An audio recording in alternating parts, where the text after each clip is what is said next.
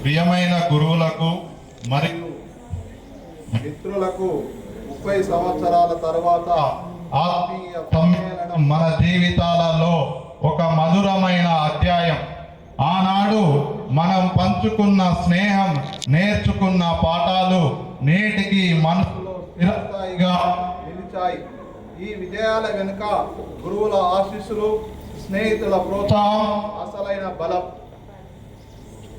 ముందుగా మన head master గారు సిస్టర్ ఫ్రాన్సినా గారు 30 సంవత్సరాల గడిచిన మీ నాయకత్వం వెలుగు మా మనస్సుల్లో అలాగే నిలిచింది. మీరు నేర్పిన క్రమశిక్షణ మాకు ఒక పాఠం కాదు, అది మా జీవిత రూపురేఖ. మీ మాటల్లో ప్రేమ, నిర్ణయాలలో ధైర్యం మా భవిష్యత్తులో విజయాలకు కొనసాగాయి. అలాగే తెలుగు మాస్టారు కృష్ణమూర్తి సార్ మాకు అమ్మ భాష తెలుగు యొక్క అందం, ఆత్మ సంస్కారాన్ని నర్సయ్య గారు మనకు నేర్పిన హిందీ భాషలతో పాటు హృదయాలలో ప్రేమను కూడా చదివించారు. మీరు చెప్పిన దోహాలు, కథలు, సాంప్రదాయాలు, సందేహాలు 30 ఏళ్ళు గడిచిన జ్ఞాపకాలతో మధురంగా నిలిచాయి. విలువల కంటే సారు నేర్పిన విలువలు మన జీవితాలలో ఇంకా గొప్ప. ఆయన సొంతం పరీక్షల్లో మార్కులు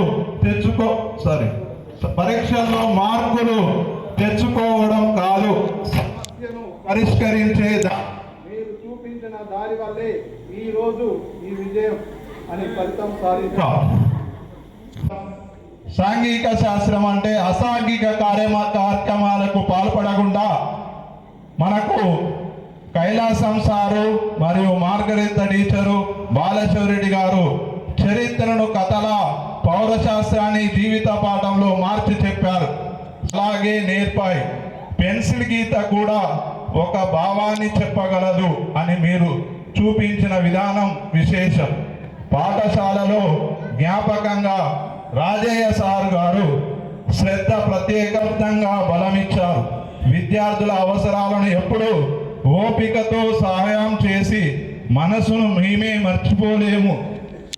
అలాగే మనకి పీటీ సార్ సతీష్ సార్ గారు ఆటల్లోనే కాదు మాటల్లోనూ జోసు నింపేవారు.